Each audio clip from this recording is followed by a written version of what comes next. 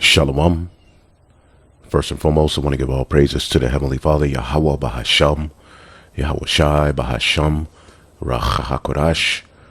Double honors to the apostles, the bishops, and the elders at Great Millstone who rule well. Peace and salutations, as always, to the elect. Prophecy Watch, getting into a few things real quick. As we see our enemy, Esau Edom, being exposed on levels that we knew were coming. We have to know that ultimately what we are witnessing with this whole Epstein thing is still a cover-up, all right? And it's not the end-all, be-all. These files are not the end-all, be-all of the wickedness that they are participating in. And within the satanic order, you know, they have to allow certain truths to come out just so that they can tell you that we told you so. And ultimately, they've done so much wickedness that they have to give you scraps to play with and pretty much run conspiracy theories, you know, get to talking. And pretty much in the meantime, they're moving forward with their New World agenda. All right. And yeah, a lot of wickedness has come out, but just know that it's still a part of a psyop.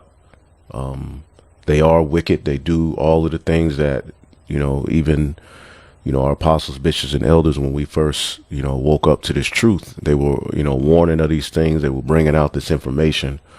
So this is nothing new for us. Even at the time that the pizza theory came out, the Pizzagate theory came out, you know, that was big. And then eventually it just disappeared. And pretty much in a nutshell, that's what's going to happen with this. But we're living in a time where Esau Edom will not be able to escape.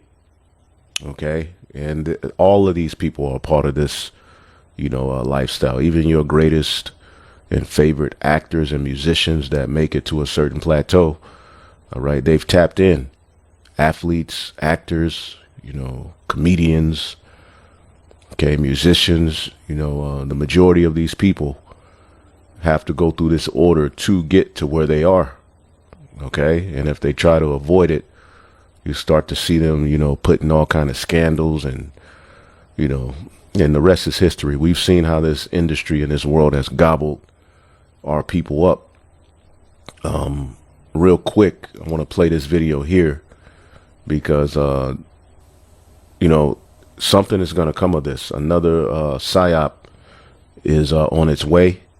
And then, you know, the next thing you know, they're going to be pointing the finger, you know, at conspiracy theorists, at people who, you know, preach certain things, and at the Israelites. All right. Again, this word, as the elder Apostle Gabar beautifully states all the time, this word will not be on the internet forever.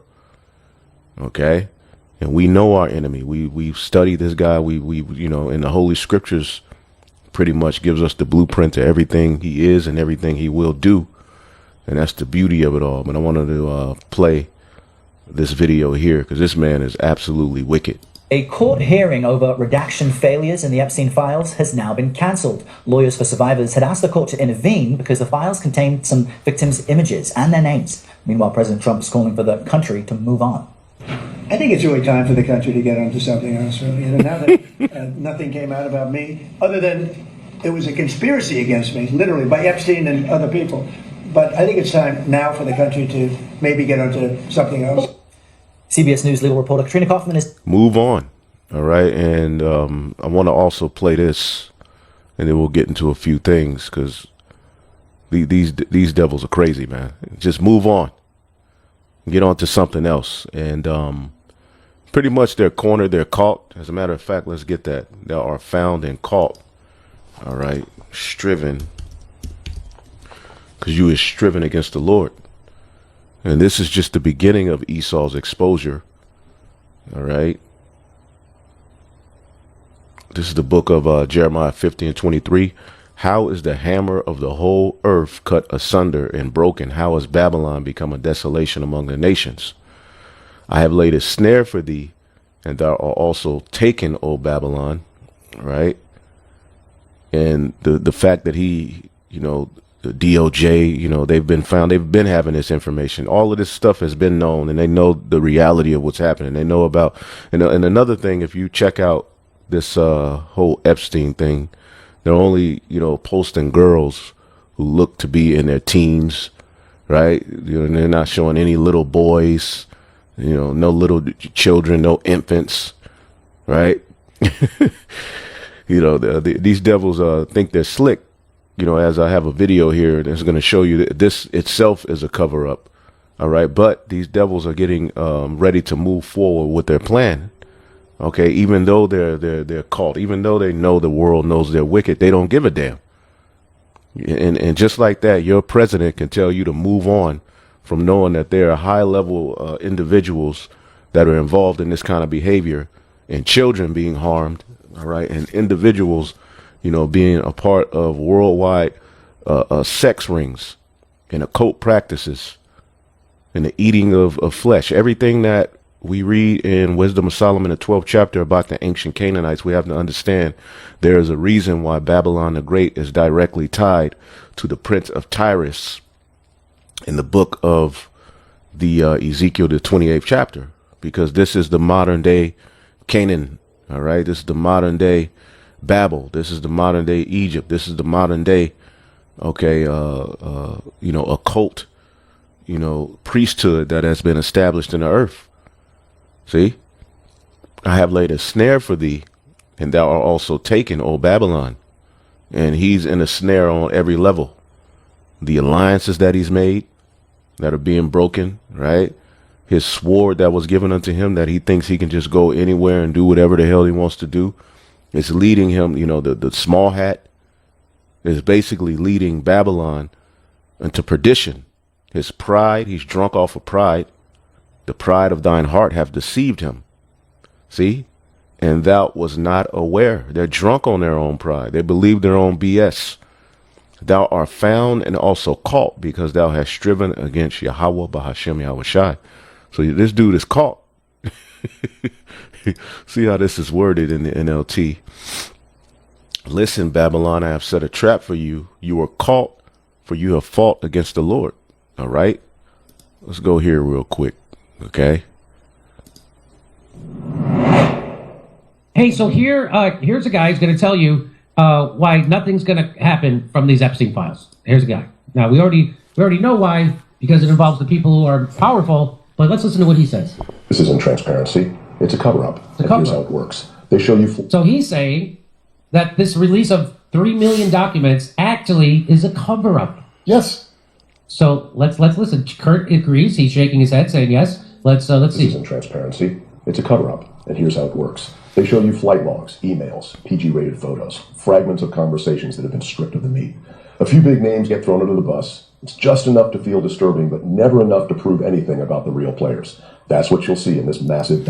And then synonymously, the pissy R. Kelly girl, all right, from that video about 30-some years ago, pops back up. Okay, so this place is just full of nothing but psyops. Okay, and distractions. All of these people are nasty and wicked and need to be destroyed. How about that? Document dump. What you won't see is context. You won't see corroboration, and you definitely won't see accountability, because that's not the point.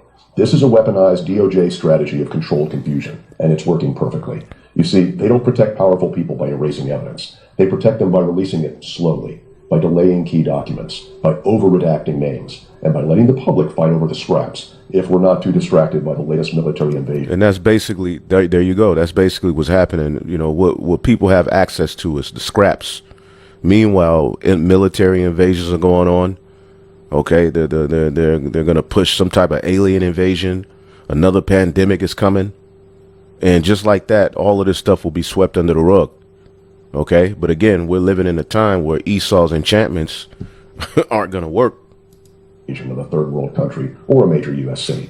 Chaos becomes their cover. The goal isn't to reveal the truth, it's to survive it. So read the files, but don't confuse access with justice, because sometimes the most effective cover-up is letting you see just enough. So like I've said before, like all this ICE stuff, and it's obvious that Trump is pushing them to be as outrageous and militaristic and over-the-top violent as possible in order to create a distraction. And so the distraction, number one, is from this Epstein files. The number two is from all his warmongering and his subservience to Israel and Benjamin Netanyahu and Miriam Adelson and AIPAC and in general. The third thing is to distract from the fact that he's importing a bunch of foreign workers into the country to take American jobs through his H-1B visa program, plus to distract from he's importing 600,000 Chinese students who I told they were afraid they were all spies, but he's bringing them in because if they don't bring them in, then the colleges won't have enough money. That's, I swear to God, this is what he's saying. And so and what he's saying is that this is really a limited hangout. That they're going to give you some of the information to make you think that you got everything, but you didn't. But there's none of the information you need to actually prosecute someone or put it in context and get people arrested. There's just enough salacious stuff to get to wet your whistle. That's what that. So what do you think, Kurt? I mean, obviously, it's such a bigger thing. Look, everything you ever heard of, Playboy, that was an Epstein operation. Yep. Okay, all the things, Bob Gucci, they were all doing it. All the presidents are in on it. All of them. They're all related. That's a fact. Is everybody putting it together yet that the whole thing is rotten? So you argue about the system of government you want, it don't matter because all the people are still there. And they ain't going nowhere. Okay, so it certainly, there's no way, and they're also, they're being so brutal and over the top and violating Americans' rights on the regular, as if they were told to, and they're doing it on. So the whole thing is rotten. We didn't need the Epstein files to know this man is wicked. See, the scriptures tell us that this man is wicked, and when you go line upon line, precept upon precept, this is spiritually Sodom and Egypt. And spiritually Sodom and Egypt is more than people that are sodomites using a rainbow flag and just being nasty. It's a left hand occult priesthood, demonic, wicked. All right, setup, man. See, and Esau Edom is in straits. Let's get the book of Isaiah 47, right? And 10. For thou hast trusted in thy wickedness, thou hast said, none seeth me. See, and now ultimately prophecy said the wicked will be revealed. So this is all happening by the will of the Lord. But Esau Edom thinks he's still in control and at the forefront. We're just going to release, just enough. And then you got Trump talk about, let's move on from it. And any of you people who are still invested in this thing called America, man, something's wrong with you. You're sick in the head. This is why we have to thank Yahweh Bashim Yahshua for another hope outside of this damn place. Because you got certain people who are, that ain't worse than what the left did. The left did this. The left were more in the fouls than the right. Here it is, the right wing were, big on, we're going to expose all these pedo rings. The Pizzagate thing, they were all at the forefront of exposing all that. And then coming to find out they were a part of the same goddamn thing. This whole thing is a farce. The scriptures say they have two horns like a lamb and they getting ready to speak as a dragon. They're getting ready to do with government. They want you to look at government and not trust so that AI and this technocracy can be the answer to all of this nastiness, all of this nastiness up in the place. So much nastiness in the place. All right. For thou hast trusted in thy wickedness. Thou hast said, none seeth me. Thy wisdom and thy knowledge. All right. Sacrifice. All right. Red body fluid drinking. Okay. Evil, enchantments, mind control. Like that's the wisdom and stuff he trusts in, man. Artificial intelligence. Okay. Bombs that can blow up whole cities and country. Like what this dude is just, these people gotta go, man. All of them. See? Thy wisdom and thy knowledge, it had perverted thee, and thou hast said in thine heart, I am, and none else beside me. So the Lord has mingled a perverse spirit. Let's get that in the book of Isaiah, the 19th chapter. Thy wisdom and thy knowledge have perverted thee. So this is what we're witnessing. Okay? And again, you have some people who believe that there's going to be someone who they can vote in office that is going to bring a godly and fair agenda to America. This is that cruel Lord. The nigga said, get over it. Let's move on from this freakiness that you're hearing about. No justice. Nobody's going to go to jail. Okay? Meanwhile, they're getting ready to spy on all of you citizens, and anyone speaking against them, Okay, you're going to be put on a terror list, and ICE is going to be justified in tracking you down along with AI and Palantir and all of these things that they're doing. So these people are crazy. Isaiah chapter 19 and 14. The Lord have mingled a perverse spirit in the midst thereof, and they have caused Egypt to err in every work thereof, as a drunken man staggereth in his vomit. Neither shall there be any work for Egypt. You're looking at all of the jobs that are being taken by AI, right? Jobs are being just lost, right? With the day in and day out, companies are just firing people, thousands of people, hundreds of thousands of people. Okay, losing their jobs to this AI thing worldwide. Okay, this is the world we live in, man. Right? So prophecy is coming to pass, right? Your government, it shuts down one day, then it's open, it shuts down for months. And there's just a confused, perverse spirit. And the word perverse, right, is yum. Distorting, perverting, warping. All right? It's a warped, perverted spirit. All right? They're bending and twisting justice. Okay? Gender, you got people walking around that was born one gender, now they another gender. You got women with beards. Look at Sade's daughter. Nigga got a full beard now. All of these celebrities and politicians with, trans children and alphabet children. It's just like, where the hell are we?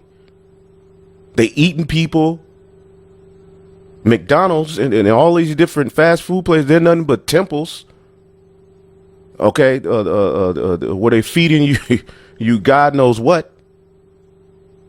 Right?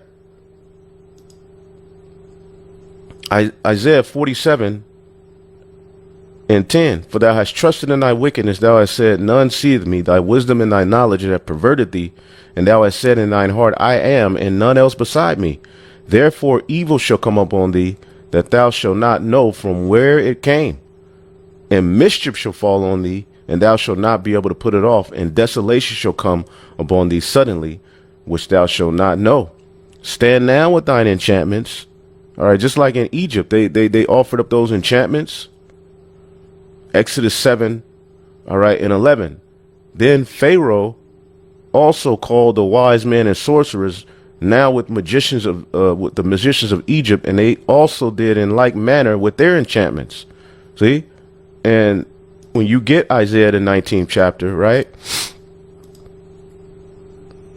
Because this is speaking of a spiritual Egypt. Okay? This is Isaiah 19, right? And 11. So everything we're seeing, all of these players you see, these actors like Elon, they're all actors that the elites put as the face of their agendas, man. They're all stupid. All of them. They're crazy, stupid, sadistic, wrong. Their plans are foolish, right? Isaiah 19 and 11. What fools are the officials of Zoan? Okay, and that's an ancient city in Egypt where Pharaoh and his counselors met. Their best counsel to the king of Egypt is stupid and wrong. Will they boast to Pharaoh of their wisdom? They boast of all their wisdom. Okay, and they really, when you get into Egyptology and Kemet, they really practice that madness that the ancient Egyptians were into. Not you niggas on Sonnet or TV. Okay, y'all will put on the Egyptian garb and paint your one eye this color and walk around with that big stupid hat on and talk about some Hotep, but y'all ain't really getting into these different practices that the ancient pharaohs and them were doing. This is what we're finding out about Epstein and them. They're really doing it. Will they boast to Pharaoh of their wisdom? Will they dare brag about all their wise ancestors? And we're finding out these plans that are being fulfilled, these Edomites of old, This is what they've been planning, and it's just being fulfilled through their children. Okay? Where are your wise counselors, Pharaoh? And the modern day Pharaoh is Esau. Romans 9 spiritually tells you that. Let them tell you what God's plans, what the Lord of heaven's armies, all right, is going to do to Egypt. The officials of Zoan are fools. The officials of Memphis, right, are deluded. Okay? And this is the modern day Egypt that we were brought back into on ships. Okay? Spiritual Sodom and Egypt. They're deluded. The leaders of the people have led Egypt astray. Okay? What are they telling you? Get over it. Video, and they don't care. And I think, well, why would they be doing it? It's because they want to distract you from the fact that Trump actually isn't doing mass deportations. They're not going to farms. They're not going to construction sites. They're not going to hotels. They're not going to restaurants. They're not doing those things. They're chasing down people in the middle of the street. They're chasing brown people into a donut shop. And in the meanwhile, they're trampling over good old whitey Americans' civil rights, left and right, and killing people. Killing whitey in broad daylight. And then they're telling me, putting up propaganda about like how they do with Trayvon Martin about like, but he maybe smoked pot too. But remember that? Yeah. And I'm like, I don't care. You just kill that guy.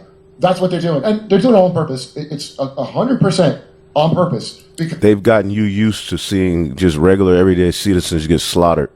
Because this is really bad. What's in these files? Just the stuff you've seen that I bet a lot of you would never have considered could be true ever before this. I know I wouldn't have had I not looked at a bunch of shit. What I thought was possible that they could have been up to, I have a very different idea from when I started trying to figure out what they're up to. It's very inclusive, I'll put it that way. So there you go. Is it a limited hangout? It seems like it. So Somalia, who cares about Tim? Does Tim Walz going to jail? Oh, he's not? Okay, who cares? Right. Oh, you're just going to kill a couple of citizens and not be able to tackle some fat people with other fat people that are probably Israeli or illegals themselves? Great. Wow. Things are crazier than you think, and nothing's like that. It looks like what it looks like on the surface is never what it is. Smedley Butler taught us that about war when he wrote "War is a Racket." It's not what it seems. Only a handful of people know what the real point of wars are, and those are the ones who are getting rich off it. So you know them by the fruit of their works. That's the scripture, and it's true. Yes. And what kind of tree are they? They're clearly an evil shit tree because that's the fruit we get. Okay. And if you'd like to hear my jokes about this, come see me. So what's next is going to come another enchantment. Okay? Because this man is in straits. So he's getting ready to just come with all manner. We're getting ready to see the real Edomite. We're starting to see who this man really is and what he was always about in the first place. Job 20 and 22, in the fullness of his sufficiency, he shall be in straits. Every hand of the wicked shall come upon him. When he was about to fill his belly, right?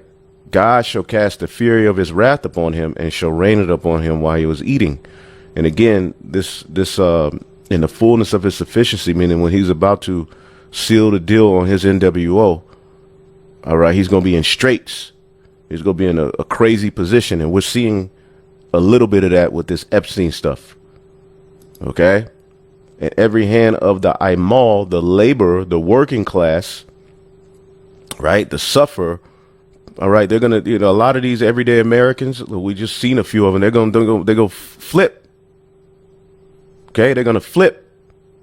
Okay, so Esau Edom is in a position where he's as we always read in Revelation 12, right? In Revelation, the 12th chapter, in the 12th verse, therefore rejoice ye heavens, and ye that dwell in them, woe to the inhabitants of the earth and of the sea, for the devil is come down unto you, having great wrath, because he knoweth that he have but a short time.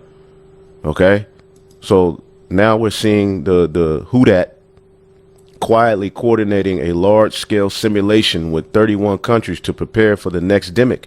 Now, America exited this treaty, which was a part of the old world order, post-World War II, right? And pretty much that order is being broken up. But America is still with the Board of Peace. You don't think they're going to have an answer for how to tackle the next demic? Which is coming, okay? It's not if, it's when. 6 years after COVID-19's global alarm, is the world better prepared for the next demic? Okay, and what are some of the things that they were discussing during the first one? All right, infodemic and people, being able to say this and say that. So, and they admitted at the WEF that was a test run for what is coming. So, what we're getting ready to see, right, is more another big psyop, and we're gonna start to really see people drop. All right, go back to the spirit world. We're getting ready to see a lot. We're already seeing it, and it could be them turning up a frequency, as we've been showing you. We showed you on Redacted, right? They talked about how people are going crazy and dropping left and right. That the C-19 jab was a crime against humanity. It is still destroying people. You see? So the results of that are going to give them the right to go ahead and bring about another scenario like that. Shut everything down. All right? Because they want you to forget. They're just working magic in front of your face. They want you to forget about the reality of what we're witnessing. Okay? The Bank of England issues a warning for when the U.S. confirms the existence of alien life. Okay, so some type of alien invasion, okay, is getting ready to come. So they're getting ready to do something, man. Okay, bank accounts being froze. Okay, 84 million bank accounts. That's how many accounts could be frozen by Friday. Not a prediction, not speculation. And it's not, saying that it could happen, but they're going to come with something. Okay, they're going to come with something because they're through. They're through, man. They're through, man. So I just wanted to get into that real quick before I get my day started. This man is this man is through. Okay, we're living at the end of Esau's world, man. Okay, and anybody who still believes in these people, okay, the Lord ain't dealing with you, man.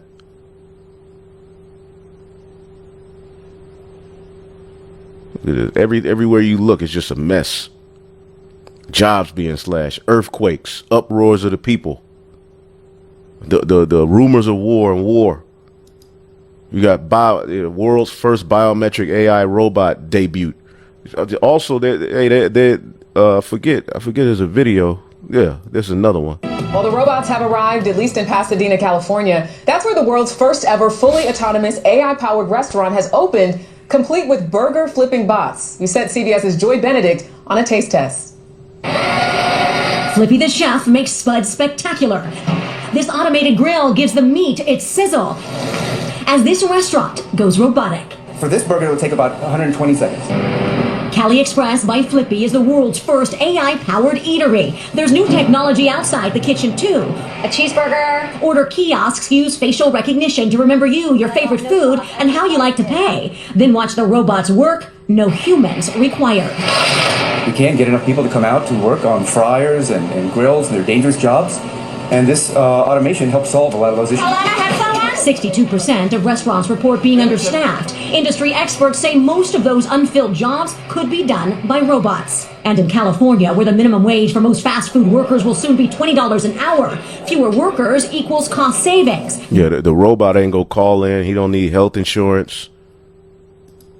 At nearly 6 feet tall, the newest police recruit on patrol in the city of Wuhu commands attention, less because of the uniform than the 6 high-definition cameras and advanced sensors under that hat that allow the AI-powered robot called R001 to manage the flow of traffic and people in the streets and around the clock. It looks just like a real person at first sight, says this pedestrian. Real-life robocops like this have been rolled out in other Chinese cities too, including Chengdu, Hangzhou, and Shanghai. One of the police instructors says the robots work alongside human traffic officers. Look at this or nigga. they can tap into the traffic lights to work solo. The robocops aren't designed to be particularly fast or fearsome, but they are a key part of a wider strategy here to show off China's advances in robotics and to make machines more familiar to the humans whose lives they'll soon be transforming. Chinese robots have moved quickly from factory floors to daily life since 2015, when China's government declared robotics an industry to dominate. It is scaled up to produce 595,000 industrial robots and 13.5 million service robots in the first 3 quarters of last year. Morgan Stanley predicts China's robotics market will hit $108 billion by 2028. There are now more than 150 companies making humanoids. So how long have you worked here? We went inside one of the leading firms called Unitree last year and met G1 EDU. Yeah. The robotics industry is backed by state funding, a lot of it, as well as venture capital. And there's a scripture that talks about, woe unto thee, Asia, you have basically partaken in the same whoredoms as Babylon. Anyway, I got to get up out of here, man. All right, and then there's a AI website being built where AI is basically coming together to talk about how they go take over humanity. They got their own Reddit. All right, you can look into that. This is just crazy, man. We at the end, man. I don't understand how anyone could, believe like you missing out on something in this world. You falling off. You getting weak and weary, and hey, you got demons on you. You better pray to the Lord, man. Hey, shalom. So lucky if you don't hear me in between. This is another one of those things I have to do, but at least this is all newer videos because, again, been having trouble with the internet feed.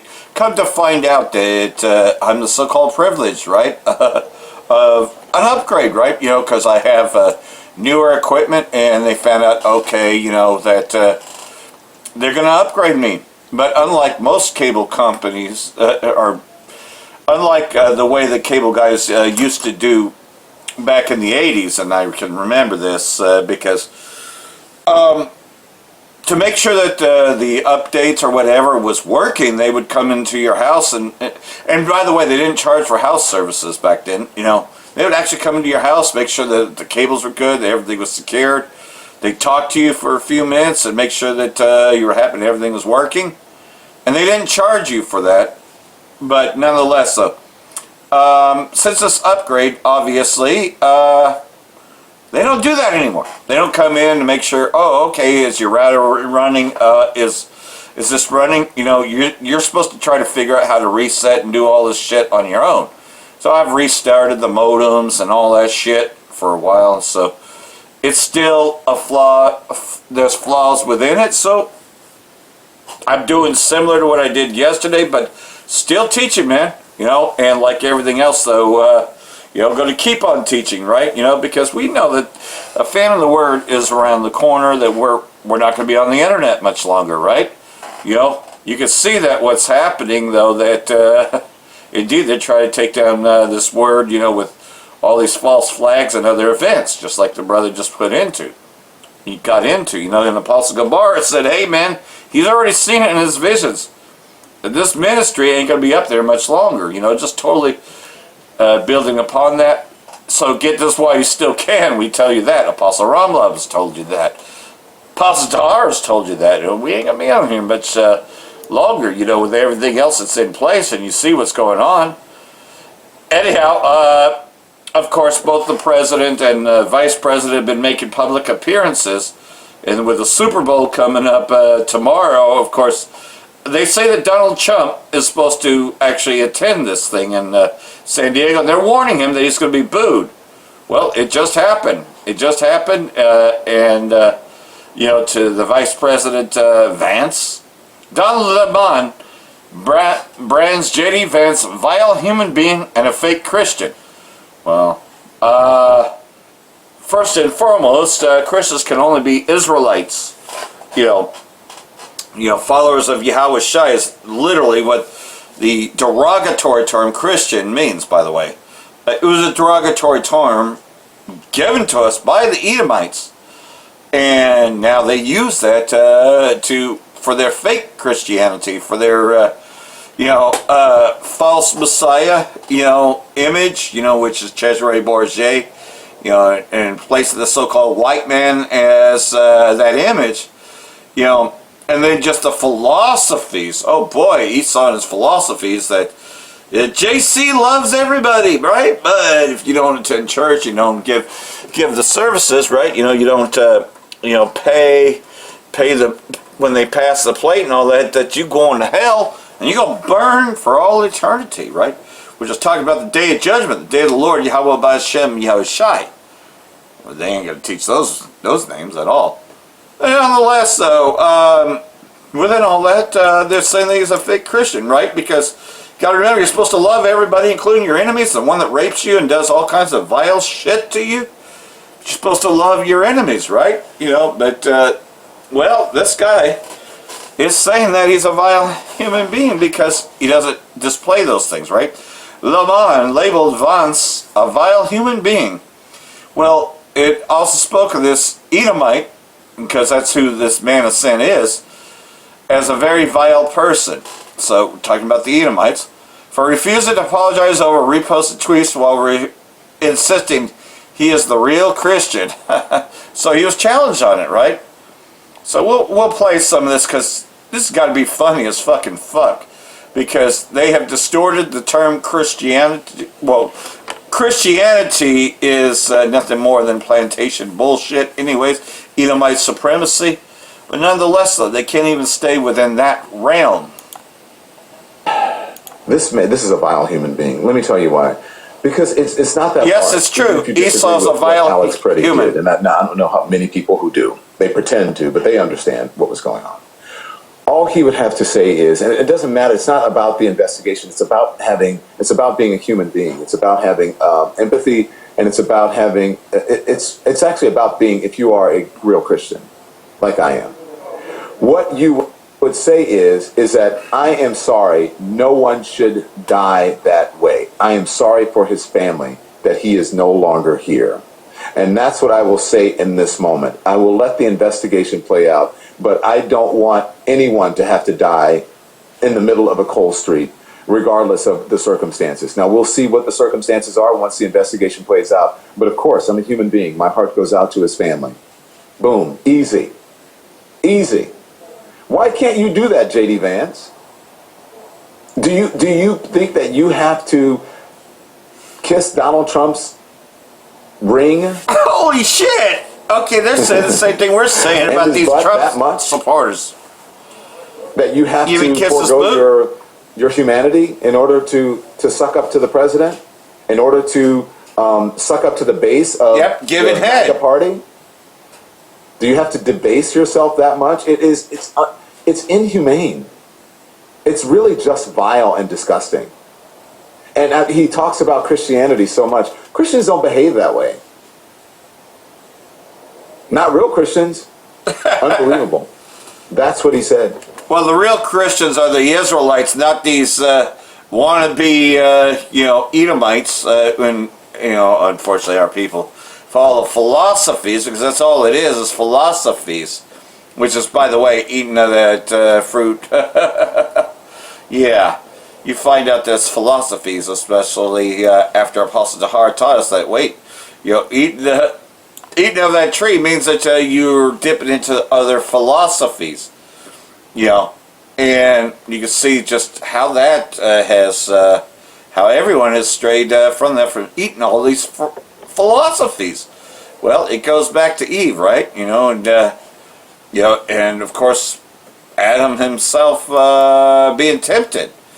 But nonetheless, though, here we go. Trump surprised as Vance booed at Milan Olympics opening, and this is in Italy. U.S. President Trump expressed surprise after hearing that Vice President Vance was booed at the Olympics opening ceremony in Italy. The Winter Olympics officially opened on Friday with a traditional parade of nations at Milan's iconic San Siro Stadium. Team USA entered the stadium to applause through when the cameras briefly showed Vance and his wife ushering the Yankee swastikas from the stands. The booing began. Oops, there are a lot of boos for him, whistling cheers some plus.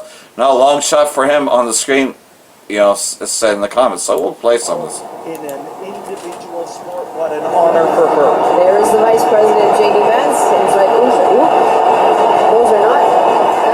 Those are a lot of boos for him. Whistling, cheering, some applause. Not a long shot of him. Yep. So there we go. I guess there's more, and here's what Donald Trump had to say, right? They're doing it.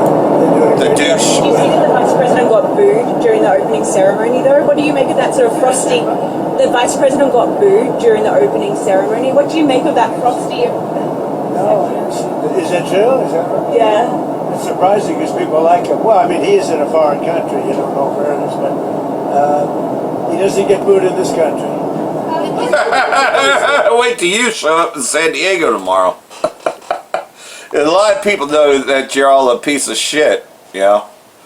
Yeah, like everything else, though. Here's some more.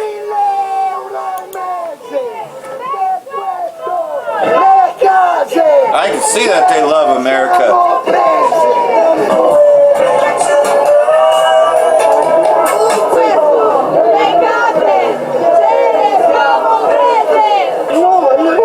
I think they think he's a pendejo.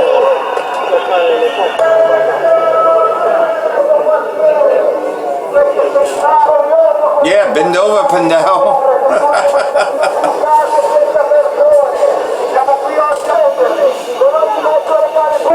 urbani, decreti di sicurezza, al regime commissariale negli ultimi 2 giorni. Eat the rich, yeah, exactly. You know, in actuality, it's kind of funny that comes up because, you know, Donald Trump was there during the Reagan administration, you know, when Donald Trump was coming up. And he's part of why that whole eat the rich thing got started to begin with, because he was a real douchebag back then, and just people couldn't stand the yuppies, you know, that's what they called them back then, you know. And here we are in the yuppie ghetto of 2026, you know. This douchebag is again so-called president, but we know he's Nero, and we know it's the Most High doing this, you know. I mean, Esau's gone so retarded. I mean, you know, he's showing himself to be the true caveman, the true retard that he is, you know. Doesn't know right from left, and just, you know, it's like, come on, stupid. Come on, fucking learn. Oh, you know, you got Common Core, you got fucking, what's that, Planned Parenthood? 2 + 2 = 5, because you're too fucking stupid. You're a fucking retard, and you need AI. You need artificial intelligence because you can't fucking think for yourself. You gotta have somebody do the thinking for you because you're too fucking brain dead. You know? You blew your fucking mind out with all the acid trips that you've had through the years. DOJ records show Epstein donated thousands to Israeli army. Zionist National Fund. As more revelations point to the convicted pedophile having deep ties with the Israeli government, Western news outlets are pushing the claim that Epstein worked on behalf of Russia, you know, to get their eyes off the Israeli state. Yeah, he's a Russian agent. He's a Russian spy. Yeah. Documents released by the U.S. Department of Justice showed that Epstein donated funds to the Israeli military and the Zionist National Fund, organization that funds illegal Zionist settlements in occupied Palestine. U.S.-based charity raises funds in coordination with Israeli military establishment to support Israeli terrorists and related military infrastructure. So, like everything else, though, they're going to redact this. They're going to say, "Oh, he's an Israeli spy, right?" You know, and like everything else, though, Bibi, King Bibi, wants war with Iran, and this, of course, you won't hear me commentating on this, but nonetheless, though, this is what's going on. You know, like I said, I don't trust the internet feed because it's been fucking up. So we have all of these military interventions that obviously at the end of his life, Charlie Kirk was vocally opposing. He saw the Trump administration from the inside out. He was going to go ballistic on Trump over Epstein and wars. We're at the brink of war with Iran, which obviously will include China and Russia. We're affecting regime changes in Venezuela. We have Cuba and Colombia and Mexico in our sights. Greenland as well, which is going to require a lot of young American blood to go fight and die all over the place. So what I was trying to highlight is, just as Mitch Snow was the unaccounted for variable at Fort Huachuca who saw Erica Kirk, Cabot Phillips, Brian Harpole, a U.S. congressman, military brass, having a meeting in the day before and the day before, the 2 days before the assassination of Charlie Kirk, Mitch Snow was the unaccounted for variable, threw a wrench in the whole thing. Well, Charlie Kirk was the unaccounted for variable in the Greater Israel Project. Toppling Iran is central to accomplishing the conquest of Greater Israel, building the Third Temple, ushering in the Antichrist, and ruling over all of humanity. And this isn't like a February 2026 type of time frame. This has been in the works for a very long time. And here comes Charlie Kirk having this awakening in real time on a podcast, on video, talking to Ben Shapiro, asking all of these questions, pointing to secular Jews, talking about how they feed in the stereotypes. He's done with the Jewish billionaire donor class. He's not going to be bullied. He's not going to be pushed around. He's not going to be told who can come to his events, who can speak on stage. And then they tried the intervention. They tried everything. They tried pressure. They tried the intervention at Bill Ackman's mansion in the Hamptons, where he was surrounded by a bunch of Zionist Jews, as well as this person who he thought was his best friend for many years. This is Mikey McCoy. He started as like his intern, and then very quickly gets promoted to chief of staff. And now this is the guy, you've seen Mikey McCoy. This is the guy that's in a room with Pierre Omidyar, negotiating billion-dollar deals, billion with a B, billion-dollar deals. Then you start to consider, well, did Erica Kirk have foreknowledge, which you heard me ask Owen Benjamin? And I actually believe that Erica Kirk had a hand in planning this assassination, or that she was in on it in some way, that she took a deal herself. She's always wanted to be the star. Now she's the star. She's always wanted money. Now she's got billions of dollars. And so here comes this offer. But why? Well, because Pierre Omidyar is a relative to this crown prince that they want to install as the next leader of Iran, who will allow for all of this Greater Israel stuff to happen. He'll make that happen. And so that is worth $1 billion or more. And Pierre Omidyar has this money. And so somehow this gets brokered and presented. This is my thesis. It gets presented to Erica Kirk. Okay, here's what we're going to do. Are you going to be okay with that? Whether it's for the Lord or whether it's for the greater good or whether it's for this $1 billion, are you going to do it? And the greater picture is $1 billion making the sacrifice. I don't even believe that she would consider this to be a divine thing or that it was for the Lord at all, because I don't believe her to be a spiritually connected person who's in touch with Jesus Christ or has a personal relationship with the Lord at all. So I think it was for the money. And I think that had she actually been in love with Charlie Kirk and would have said no, they would have said, well, then we just have to kill you, because we can't just have people out here running around alive knowing that we're making offers like this and that we're negotiating deals like this. But this is going to get done one way or the other. This is going to get done. This is really big. This is all a whole lot deeper than you could ever possibly imagine. It's all connected. It's multifaceted, but it all comes back to this group of people who have all of the munitions. They have all of the power. They have all of the weapons. They have all of the money. They have all of the influence. They own all of the platforms. And that includes Rumble, BlackRock, and Vanguard, and State Street. Howard Lutnick is an investor in Rumble. As we mentioned, Dan Bongino has hundreds of millions of dollars in Rumble stock, and here he comes back with 6 million people in his live chat, with 110 glazes every 2 seconds. So this is really deep, and it might seem like it's really big, but it is.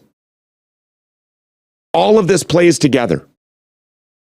This guy doesn't just randomly shell out $1 billion to Turning Point USA. This is so that they can harvest that young blood from high schools and from colleges and get them all doped up, get these college-age Zoomers all hyped up on this pro-war propaganda, this pro-Israel, Judeo-Christian, greatest ally kind of mentality, get them all pumped up and get them all fed with this propaganda and have them excited about the idea of making their mark in history to go and fight the bad guys in the sand once again. We've got to fight terror, the axis of evil. They couldn't have Charlie Kirk in the way. This plan's a lot bigger than Charlie Kirk. It's a lot bigger than you or I. It's a lot bigger than Donald Trump or Jeffrey Epstein. This has been in the works for a very long time. So just let that sink in, digest that. This Pierre Omidyar is directly related to the crown prince that they want to make the head of Iran. They want to make him the Shah. They want to put him in charge, make him the head of state in Iran. None of this is random. And now here we are with the Carrier Strike Group off the coast of Iran. Any news there, Frankie, on this strike group? Are we at war yet? Is this any minute? Is it baked in? Is it imminent?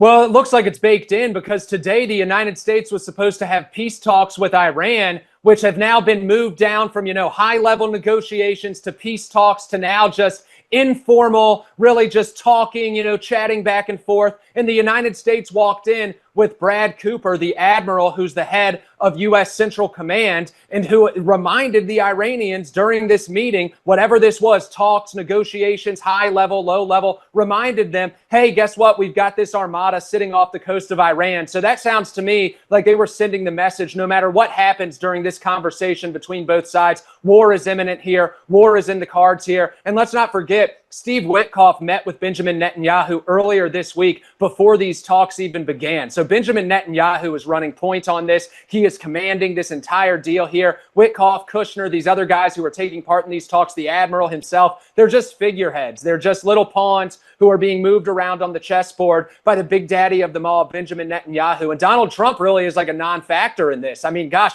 they report to Netanyahu directly. Trump sends them to meet with the big boss before they go meet with the Iranians. I mean, what's he even doing? Is he even playing a part in this? It doesn't seem like it. They brought the admiral in to shake down the Iranians and just let them know, hey, yeah, war is imminent. So it is. I think we're at that point. All right, 3 minutes is on the clock. The base report starts right now. Yeah, thanks, Stu. So look, we'll kick it off with a topic that really ties directly into this, especially when we talk about Greater Israel, and that's Israel's genocide of the Palestinians in Gaza. And Israel has now launched new strikes on Palestinian civilians. They killed over 20 civilians just today. So we're told that there's this big ceasefire that Trump brokered. There is no ceasefire. They are slowly but surely continuing on this genocide, and they're just letting it simmer. They're letting people die here, die there. They're letting it simmer until the big war kicks off, and then they can go in and they can kill everybody all at once. Any survivors they can send to the West so they can use them as sleeper agents to kill our people and to further entrench the idea that we're under threat from the Middle East and that everything the United States is doing there now and is going to be doing there in the next few years is all justified. I mean, we're watching this play out right now in real time, and they tell us there's some kind of ceasefire in Israel. There is no ceasefire. They have killed hundreds, if not thousands of people since that Trump-brokered ceasefire took effect. They crossed the yellow line, as they call it. They established positions on the other side of this yellow line. I mean, the Israelis are continuously on the march here, and they're just filling in that map of Greater Israel. And this is all part of, they've got to kill these people, or they've got to get these people out of there so they can build Trump Gaza, Trump Rafah, Kushner Gaza, Kushner Rafah, whatever it's going to be called. Maybe they'll split the naming rights, and Trump will get one and Kushner will get one, and then they'll have big statues of Benjamin Netanyahu in the middle of all the cities. They'll have statues of Trump. I don't know. That's what these people's agenda is, though. And they've said this. They've been very open about this. And Steve Witkoff has admitted this was their agenda before they ever got to Washington. This was always in the works. It was always going to happen. And now here it's playing out right in front of our faces. But yeah, they're still killing Palestinians. They're getting ready to kill Iranians. And right now they're killing Palestinians. Now, look, this also has kind of a Middle Eastern twist to it, but this is happening here in the United States. So everybody out there who takes Ubers or orders Uber Eats, I'm sure that you have noticed when you do this, increasingly now, your driver is some kind of Arab, he's some kind of Indian, he's some kind of foreigner. These people are using the accounts of one Indian or one foreigner who's been brought into this country, legally, and then they are all illegally working under his Uber credentials. They are taking total advantage of this contracting system where Uber has little to no oversight of their employees, and it's putting Americans at direct danger of food tampering, of rape, of assault, of kidnapping. I mean, you're getting in the car with some Indian and you really have no idea who this person is, or you're getting in the car with some Arab and you have no idea who this person is. And now a young woman in Arizona has won what's really shaping up to be a landmark case against Uber. She's 19 years old. She was picked up by an Uber driver in 2023 at midnight. She was drunk. She was then raped by the Uber driver. This is some foreigner. I've got his name pulled up here, Hassan Touré. He picked her up shortly after midnight. She was by herself. She was intoxicated. She was riding back to a hotel, and he raped her. And Uber, they knew that she was at risk when this driver pulled up to pick her up in the first place. They have an internal risk calculation score, and they scored this at a 0.81 out of a 1. So elevated risk factor here. They knew that she was at risk. They send the invader to go pick her up anyways. He rapes her. Now they've been sued over this. They've been found liable in federal court, and this is opening Uber up to lawsuits, at least 13,000 lawsuits that are right now in the works and just waiting to be unleashed on Uber, because they're allowing these foreigners to come into this country and work illegally and rape American citizens. You know, when Uber first started, you would get picked up a lot by like an older guy, like a middle-aged guy, a retiree, somebody who'd maybe been in the transportation industry for their whole career and they were like striking out on their own, something of that nature. Some guy who's retired and is drawing a Social Security check and needed to make some extra income. You would get picked up by people like that all the time, and they took pride in their vehicles and they took pride in their work, and they looked at it as like, I'm an independent contractor. This is my business. I'm working under the umbrella of Uber. And now you get picked up by some foreigner who doesn't speak English. The car is filthy. You don't know who the hell's driving. You order Uber Eats, and I've seen this firsthand in DC, and it tells you one foreigner is coming with your food in one vehicle, and an entirely different foreigner pulls up, sometimes in a different vehicle, just working under this guy's profile on Uber, and then they're all splitting the money. So it's totally out of control, and you can expect the Republican response to this to be like, oh, corporations are people too. Oh my gosh, don't sue Uber. They're an American corporation. You can't sue Uber. It's no, these places need to be driven into the ground. I mean, they are directly facilitating assaults on Americans. They're directly facilitating the replacement of Americans, and they're facilitating these illegal pipelines that are coming into the United States. Just because there's some corporation that's hiding behind independent contracting, it shouldn't protect them from their employees raping American citizens. It just shouldn't. But that's definitely going to be the Republican talking points on that, the Fox News type of talking points on that. Now, one more story here. Democrats in Virginia, and it's not just Democrats. I hate even using these terms now because the so-called Republicans set the stage for all of this, and they stood down and they signed off on all of this. It's just the Democrats are playing the role right now at the state level of being the gun confiscators. But we can actually look right up to DC and see that the Republicans in DC, they're playing the role at the federal level of being the gun confiscator. So it's both sides. It's a Zog machine. It's a uniparty. But right now, Virginia's under what they call Democrat control, and they have a subversive Jewish carpetbagger named Dan Helmer and a foreign Bangladeshi Muslim named Saddam who are pushing this gun confiscation, gun control effort, ramming it through the state legislature. It's passed through the state House of Delegates. It's now going to be taken up by the state Senate, where it will also be passed, and then it will be signed into law by CIA AIPAC shill Governor Abigail Spanberger to classify semi-automatic weapons across the board as assault weapons and ban them in the state of Virginia. No longer will sales be allowed. There is no grandfather clause. This is a direct step toward gun confiscation, which is what these people want. And they're attacking speech at the very same time. I mentioned the guy Saddam. He's put forward a bill to classify what they call Islamophobia as a form of assault and battery and as a hate crime. And the Republicans have absolutely no leg to stand on here. They want to scream and cry about Sharia law. Under Glenn Youngkin, they were installing Noahide laws here in the Commonwealth of Virginia. So they have absolutely no leg to stand on. It is both sides constantly coming after your First Amendment rights, constantly coming after your Second Amendment rights, and they're using their subversives, they're using their Judeo-Bolsheviks, and they're using their foreign invaders to do it and run point on it so that they make it just that much more of a humiliation ritual. But they're softening the target so that they can wipe out the American people altogether. It's really not a state issue at all. It sounds like it because you're talking about one state, but this is a national issue, and it's a national attack. But that's all here, Stu. Back to you. All right. All the political theater in 3 minutes. Yeah.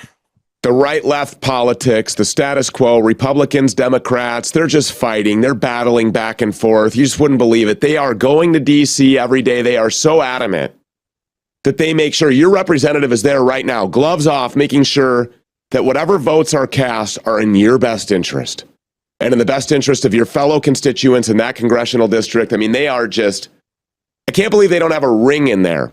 You know, like a gladiator ring where they fight to the death because they just want to serve you so badly. And that's why you're seeing all of this back and forth and all the Fox News hits, and they're yelling on TV and they're having GOP inquiries and hearings and investigations. Ro Khanna's beating his fist saying, we're going to expose, why are these things redacted? Well, when you ask him about real accountability, he's like, what do you mean jail time? What do you mean? This foreigner up here pretending to be a U.S. congressperson. What do you mean jail time? Well, yeah, your colleagues are on tape raping and murdering and eating children. Accountability is what I'm asking you about. He just laughed you off when we sent you there to go ask him about putting Congress people in jail if they're implicated in these Epstein files. Yep. While millions of pages are still kept under lock and key. All right, Frankie. Well, thank you. I hope you have a fantastic weekend. You can find Frankie's stocks on X at Real Stocks. You can find him on Instagram at realstocks_TBR. What do I got this weekend? It's Friday. The sun is shining. It's warmed up a little bit here. It's like 35 degrees. It's been miserable in Minnesota. If you've been paying attention to the ice riots, then you know it was like 30 below zero one day a couple weeks ago. And it's been pretty cold ever since, but it's warmed up today. The sun is shining, so I'm going to go ice fishing. That's what I'm going to do. I'm going to spend the weekend ice fishing. I'll pay attention. I'll be off the record with you, but I'm going ice fishing. Maybe I won't even be off the record with you. Maybe I'll just unplug all weekend long and see you Monday. Whatever I decide, I hope that you have a fantastic weekend. We will see you Monday back here, same time, same place. Until then, God bless you. Samples show Israeli mass spraying herbicide in Syria and Lebanon. So like everything else, they're spraying their fucking, weapons of warfare, what you would call weapons of mass destruction, the thing that they accuse other governments of doing. And yet they are deliberately spraying shit. And I am very much convinced that the only reason why my Pomeranian died, the way that she fucking died, is because these pieces of shit, these goddamn fucking Edomites, are spraying fucking terrible fucking chemicals into the grass that's causing them, their DNA, their RNA to act up, which is what caused the leukemia in my Pomeranian, because she lived for 16 years and never had any problems like that until we fucking moved here in early 2020. And next thing you know, a few years ago, when I was driving down to Vallejo, I would notice though that she cried a loud fucking cry. I thought it was arthritis. I was wrong. But like everything else though, that's when everything had changed. It's because of what they're spraying on the land, what they're spraying in the bushes and on the grass. These pieces of shit! These goddamn fucking Edomites are just fucking murdering everything. I mean, I can't wait till Yahweh Shai fucking takes this fucking devil out once and for all. For the past several days, Israeli state has been reported to be spraying unidentified chemicals on the land in southern Lebanon, as well as in southwestern Syria's Quneitra governorate, which are places that the Israeli state has taken over. The chemicals sprayed largely over farmland in both areas. Samples taken finally answer the question of what is being sprayed, and the answer isn't good for farmers in the area, as the areas show that they were exposed to glyphosate at heavy concentrations. Glyphosate is a broad-spectrum herbicide, and while commonly used at low levels, it has been the subject of repeated concerns worldwide because of health risks it poses, particularly at high doses, including causing cancer. Okay, my Pomeranian died of leukemia, which is the worst fucking cancer because that's your bloodstream. And the day that she died, the pain was so horrific.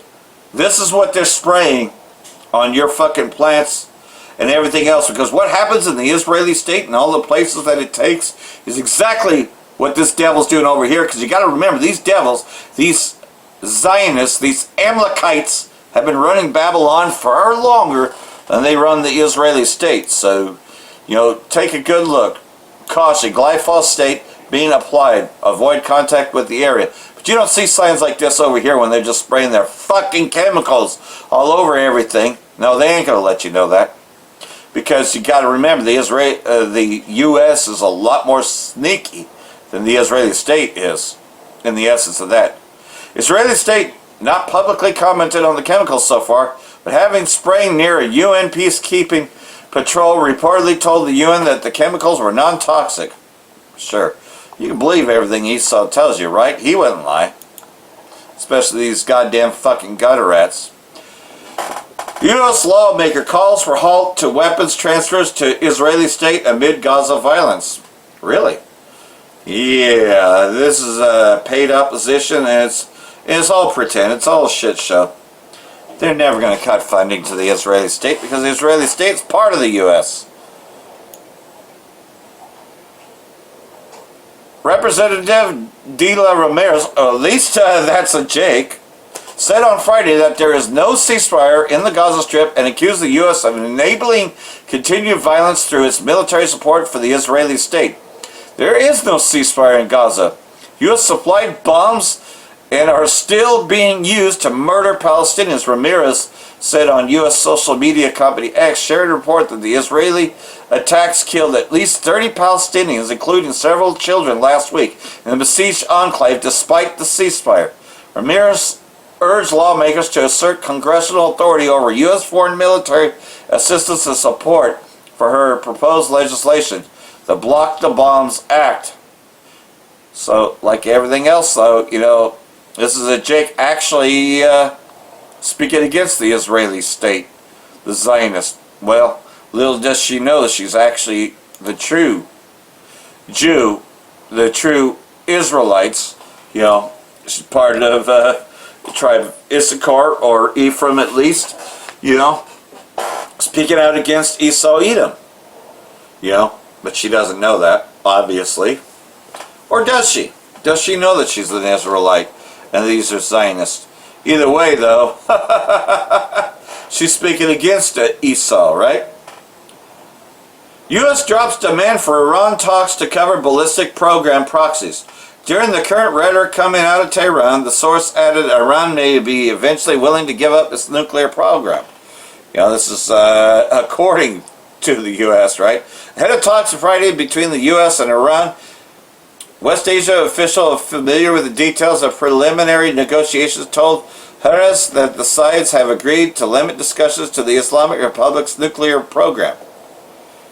The U.S. is yet to make any official statement on whether it has indeed backed down from its demand to include additional issues such as the Iranian ballistic missile program and the activities of Iran's proxies in the talks. So, like everything else, so all the double talk as a reason to say, oh, they still have weapons of mass destruction.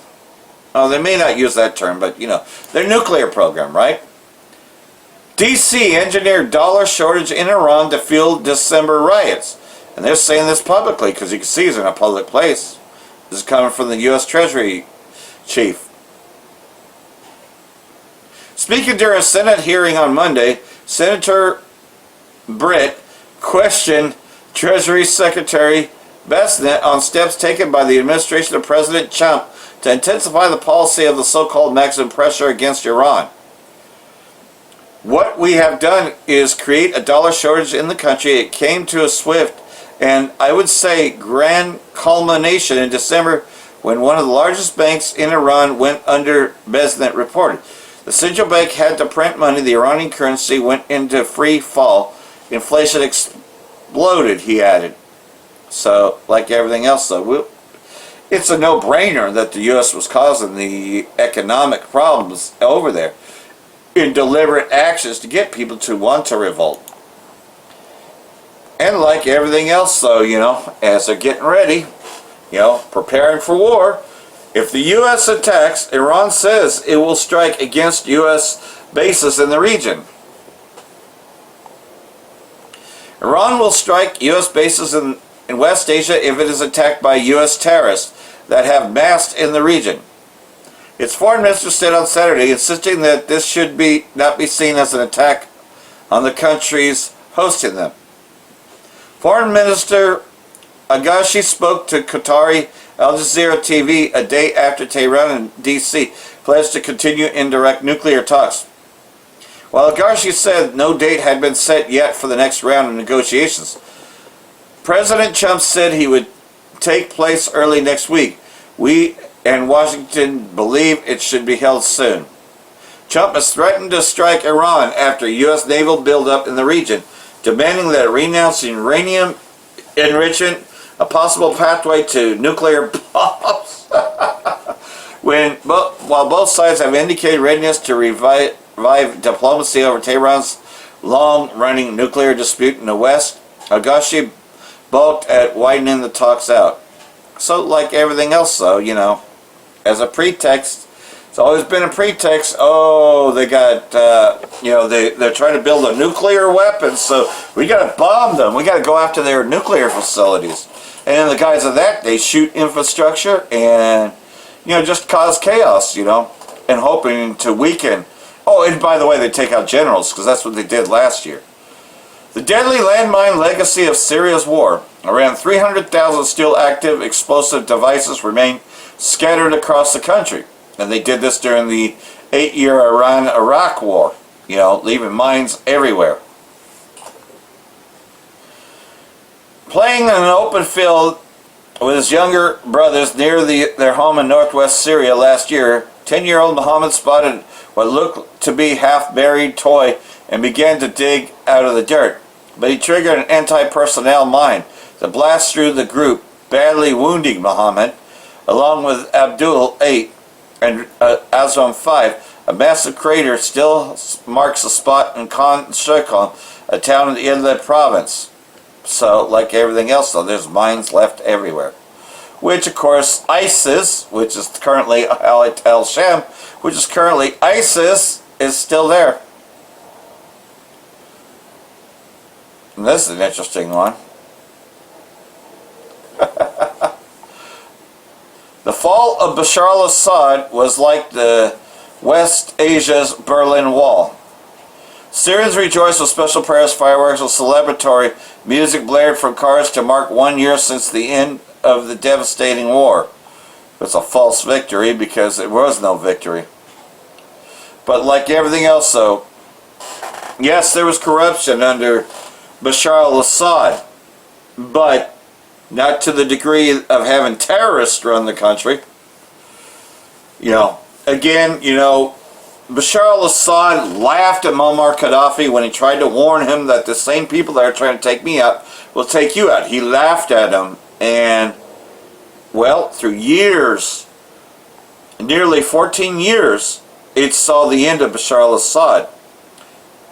Well, Muammar Gaddafi is dead, and Bashar al-Assad had no choice but to leave Syria because there was nothing that they could do, and they were so fixated on just a ceasefire that they really were never building up the Syrian Arab army to even fight anymore. Syrians marked the first anniversary of the overthrow of the former President Bashar al-Assad on Monday with fireworks lighting up the sky, music blaring from cars and buses, and the country's new flag waving from balconies. In the capital of Damascus, residents woke up early to the sound of mosques reciting the Tigrit and loudspeakers, a prayer which accompanies moments of widespread religious and national feeling. Later, in the iconic Umayyad Square, a military parade featuring horses, tanks, and helicopters took center scene. Syria's interim president Al-Jilani performed dawn prayers at the Umayyad Mosque, where he praised the sacrifice and heroism of the terrorists that toppled Assad. Wearing the same military fatigues last year, Al-Jilani, who was fresh off a trip from Qatar, also urged Syrians to build a strong Syria, consolidate its stability, and safeguard its sovereignty. Well, if anything, it's a destabilized Syria because the Amalek is having its way in there. And like everything else, though, they're seeking to Russia to help balance this out a little better. Well, good luck. And there's more. Pretty much so. This is a video that's out there, pretty much, though, that said that it doesn't take nuclear weapons. It doesn't take that many nuclear weapons to end the world. The world of what? Esau Edom. So, like everything else, though, a fire is coming down from heaven. And that true fire is Yahweh Shai. But then nuclear missiles are going to be fired as Yahweh Shai and the angels finish the job and take out Russia and its forces at the same time. So hopefully it's been edifying. Got one more after this. What do you read into Trump's push to include China in a strategic arms reduction treaty with Russia? What is Washington's end game in these negotiations? Well, clearly the end game is to try to bring China into the fold, as it were, but it's speaking out of both ends of its mouth. It's not even prepared to renew the New START treaty with Russia, which would set an example. And even though the United States claims that there was a secret test in 2020, there's no evidence that they've produced to that extent. And in fact, independent monitors have said that there were no signals or signs on the international monitoring of any such explosions, underground explosions of any kind. And you don't really need to do that. They're able to do simulations and what have you, and the Chinese are adept at that. They have that technological capability to modernize their nuclear weapons without having to explode them. The only recorded nuclear explosions have been from North Korea in recent years. So it's again, the United States makes these wild-eyed accusations without coming up with any proof. The United States needs to set the example. They have set a very poor example by not agreeing to renew the New START, even though Mr. Putin said that for the next year he will honor the limits. Now, I would suggest that maybe they ought to come down, the United States and Russia ought to consider maybe limiting nuclear weapons to the level of what China has. Because even at that level, even at what China has, you could probably blow up the world. And when you have 5,400 of which Russia has more than the U.S., it's unbelievable that any country would have that many nuclear weapons that could blow up the world many times over. So it's just mind-boggling that this kind of conversation goes on. They are very destructive weapons, and even the use of one, even a tactical nuclear, and we hear that blithely being discussed, as in Ukraine. That will absolutely change the course of history if that happens. Even one nuclear device, whether it's tactical or strategic. And I think that they're just playing games on a very serious issue, and it needs to be dealt with by very responsible people. And right now, at least in the United States, there's nobody really in a responsible position to be to want to take this and deal with it as a priority. It should be a priority. The other thing too is that if you can bring China along, you need to bring India and Pakistan. They have nuclear weapons, and China can certainly influence North Korea. So where are the discussions along these lines? There are none. So these discussions are at a very primitive, accusatory stage, and it's mindless by people who are supposed to be in charge and taking very serious responsibility for world peace. And I think that they need to start getting very serious about this issue. So, Michael, Beijing has accused Washington of hyping up the so-called Chinese nuclear threat in terms of numbers. The country remains far behind the U.S. in its nuclear deterrent. But to your point of it really doesn't take that many nuclear weapons to end the world. But what is the U.S. then concerned about, whether China has a few hundred nuclear weapons or 1,000? Well, I guess the fact that they can go from 600 to 1,000 and it makes it even a much more dangerous world without controls. I don't see why. And China's argument is that they have so few nuclear weapons that to consider them to be involved in such a nuclear limitation agreement would be silly, and implying that maybe Russia and China need to limit their own. And that's why I'm suggesting, well, maybe Russia and China can enter into an agreement that brings their levels down to what China has. And at least that's a beginning, and it's a good faith effort and because you don't need that many nuclear weapons. I mean, it's just unbelievable what that number, 5,000 each. That's over 10,000 nuclear weapons, tactical and strategic, between two countries alone. Yeah, I'm just wondering, Michael, is this, we're seeing, a shifting world balance to a multipolar one. Do you think this is more about Washington's concerns about shifting global power balances? Well, it's going to be a long time before China can catch up with that number.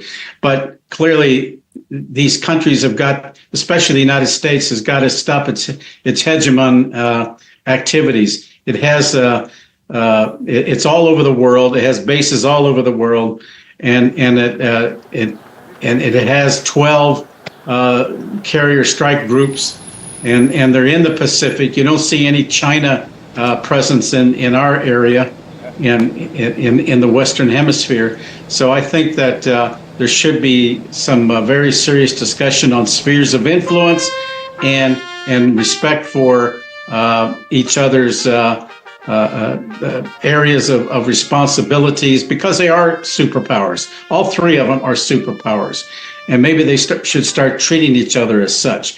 But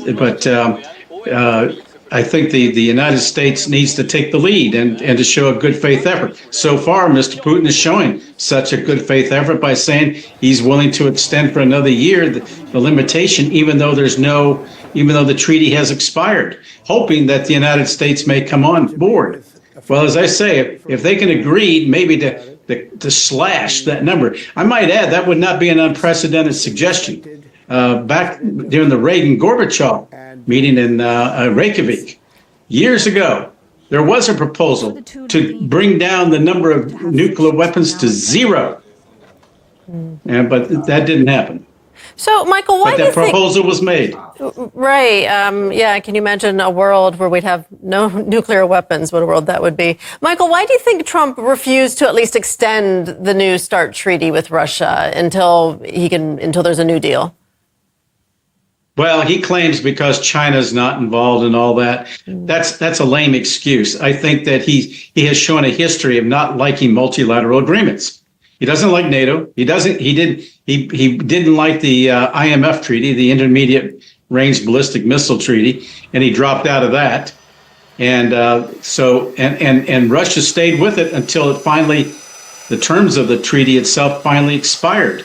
All of these things can be renewed if we can get the United States and Russia to get back on a talking basis and get their relationship renewed, so we can get down to some substantive stuff rather than getting hung up on a silly little war in Ukraine that's been over for basically a year now, and get on with some real negotiations to try and make this a safer world to live in. But right now, every day that we don't have a medium range ballistic missile treaty, and we have now no limits on the production of nuclear weapons, it's going to make this a much more dangerous world, and it doesn't take much to cause something to go very, very wrong, and that's what I'm concerned about. Yeah, on that not very comforting note, we're going to leave it there. Michael Maloof, former security policy analyst in the U.S. Secretary of Defense office. Michael, thank you. Thank you, Rachel. And so, like everything else, though, that leads me to Apostle Dahar's video, which I'm playing in a second here. And, hopefully that plays. But nonetheless, though, pretty much, though, you can see those that were at peace with thee have deceived thee, right? And that, the only thing really left for Babylon is the destruction as promised. And the Most High, Yahweh and Yahweh Shai, is going to send Yahweh Shai and the angels to finish it, to finish Russia and its forces, as I was saying earlier. So like everything else, though, we're seeing part of that time's past, which we said before, right? And we're watching the news very carefully, right? Which is what this is all referring to. Habakkuk chapter 2, and it reads, I will stand at my guard post and station myself on the tower. Meaning that, okay, you're getting ready to see what's going on. You wake up each morning to see what's going on in prophecy. And we'll see what he will say to me, and what answer I will give as a spokesman when I am reproved. Meaning that, okay, I see these things coming, and here's what the scriptures have to say. We're constantly doing videos on everything that's going on in the news. And the Most High Yahweh answered and said, write the vision and engrave it plainly on tablets, so that the one who reads it will run. Meaning that you'll fear the Most High, and want to get right before the Most High, before Yahweh Shai, to stand before him, And like everything else, though, will repent ultimately and turn from your ways. For the vision is yet for the appointed time. It hurries toward the goal of fulfillment. It will not fail. Though it delays, wait patiently for it, because it will certainly come. It will not delay. And so, like everything else, though, we have seen quite a lot. And we're going to see a lot more. Look at the proud one, aka Esau, the Edomites, and look at their president, the king of Babylon. Look at how fucking proud he is. His soul is not right within him, but the righteous will live by his faith in the true power. And that is Yahweh, Yahweh Shai. Not playing with the fucking names like someone else does, which, again, Apostle Tahar is going into that. Moreover, wine is treacherous and betrays the arrogant man, so that he does not stay at home. His appetite is like Sheol. He is like death, never satisfied. He gathers to himself all nations and collects to himself all peoples as if he owned them.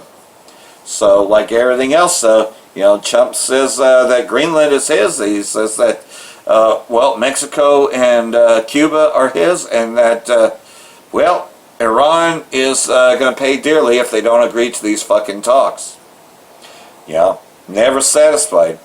And King Bibi wants him to go ahead and go forward, right? Because Donald Trump works for King Bibi, because remember those Epstein files? Oh, if you don't do what we say, those Epstein files are going to come out. The same blackmail manipulation, right? Because they're all child molesters, and these child molesters are the ones running everything, because Amalek is the most perverse of them all. But all these others, and I believe Trump to actually be Amalek anyways, as well as a lot of other people are Amalekites, even though they don't act so-called Jewish, they still are Amalekites nonetheless. Like Bono of U2, etc. These are people that get away with it. Tom Hanks, you never seen him wear any Jewish fucking small hat, but that doesn't mean, though, that he ain't. He's definitely a pedophile. So, where does it come from?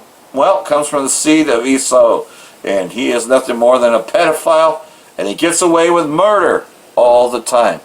So hopefully this has been edifying. Got one more here, and hopefully this plays. This is in the premiere mode, but like everything else, though, if it goes out, it goes out. You can find it on Apostle Tahar's channel. Shalom, Barak the Yahweh, Ba'ashem, Yahweh Shai, Ba'ashem Rakakadash, Wa Abal Babal. And Brakathum, Jehovah Olek, Shalom.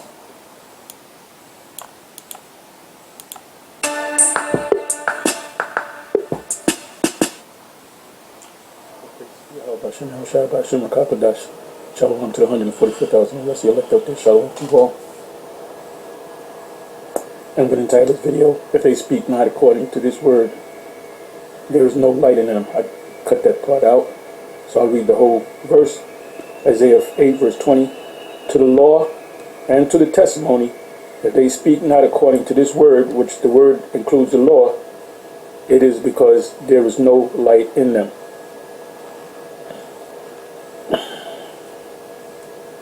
You have to deal with the 100% law. No emotions is involved when it comes to these laws. If your wife commits adultery, she must be put to death. If a man commits adultery with your wife, they both get put to death. If the woman screams, she doesn't get put to death, but the man gets put to death. Just to give you an idea, there's no emotions. You can't say, oh, I'm not going to do it again. I'm reformed. I found Jesus. No, and when the law was applied, you got put to death. When the man picked up sticks on the Sabbath, and this is why the Most High instituted fringes on the border of your garment, because the man had to look down to pick up those sticks. So if he had the fringes on, you would remember. That's why the fringes was instituted among Israel. So maybe if he had the fringes on and then you said this reminds you to keep the law, oh, let me pick up sticks, it's the Sabbath. And the Sabbath comes in based upon, every week, based upon the new moon. Not Friday, sundown, Saturday, sundown. So anyway, you're going to see what I'm getting at. So it says, if they speak not according to this word, which contains the law and the testimony, Old Testament, New Testament, writings, prophets, it is because there is no light in them. Give me a second here. Let me go to Deuteronomy 4.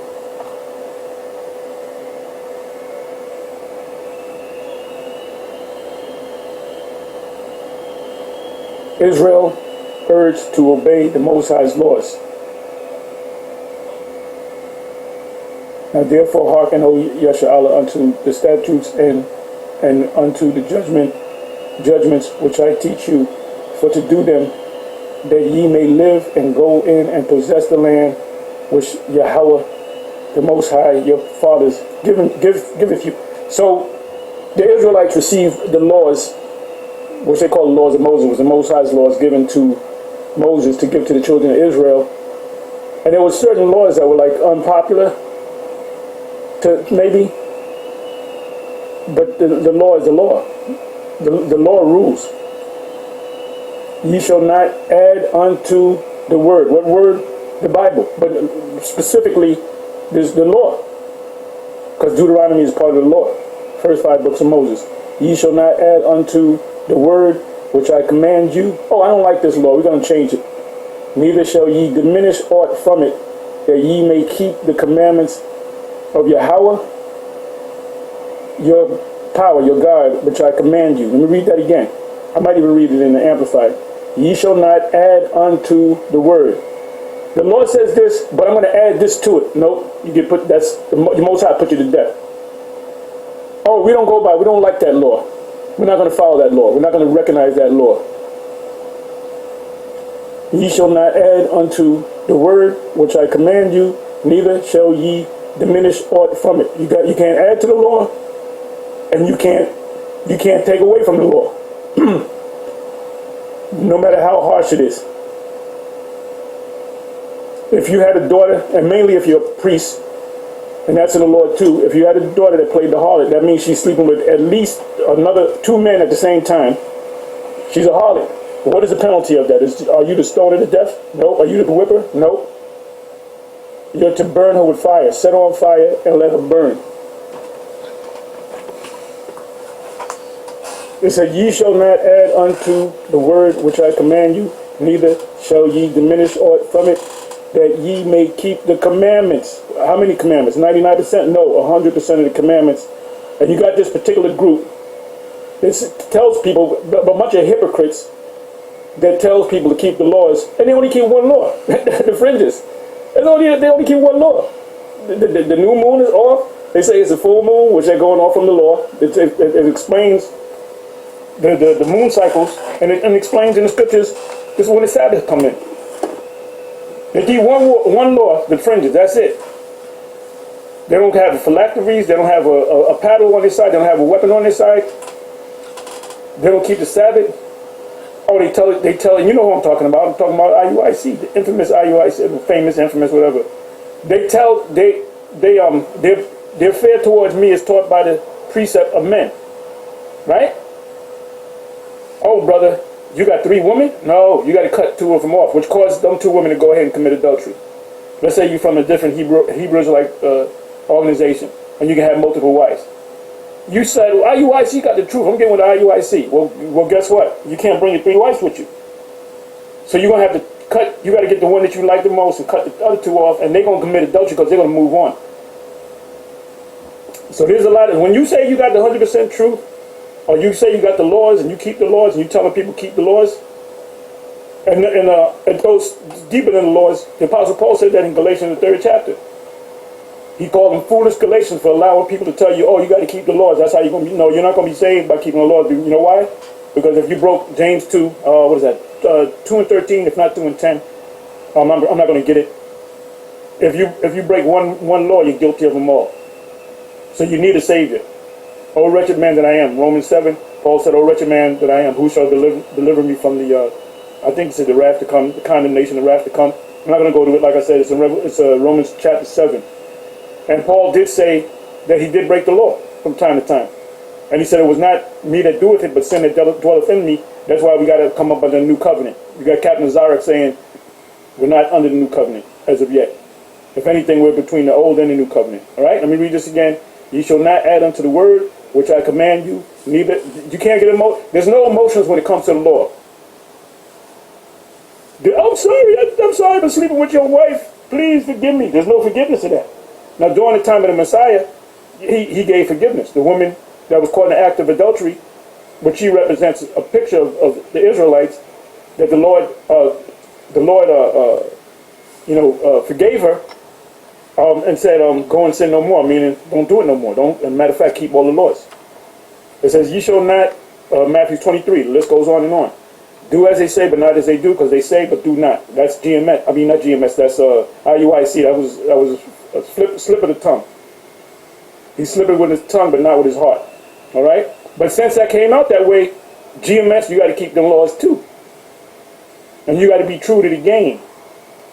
Okay, you got to be about 100% true. No, if you're in GMS and you're emotional, join the IUIC. Because you can be emotional, just like the leader of IUIC is. It says, ye shall not add unto the word which I command you, neither shall ye diminish aught of it. You cannot add to the law and take away from the law. The law is there. It was the Most High's law. So you're telling me the Most High is not perfect? That ye may keep the commandments, all the commandments of Yahweh, your power, which I command you.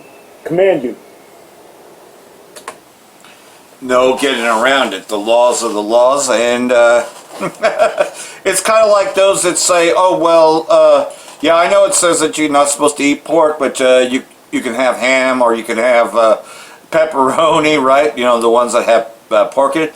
By the way, they make turkey pepperoni. Just saying that, putting that out there.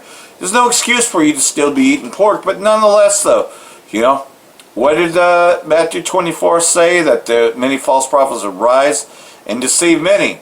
This is the year of apostasy and of sellouts. So hopefully all this has been edifying. You can catch the rest of the video on Apostle Tahar's channel. What is a 666 Mark 2 GMS Truth. Shalom.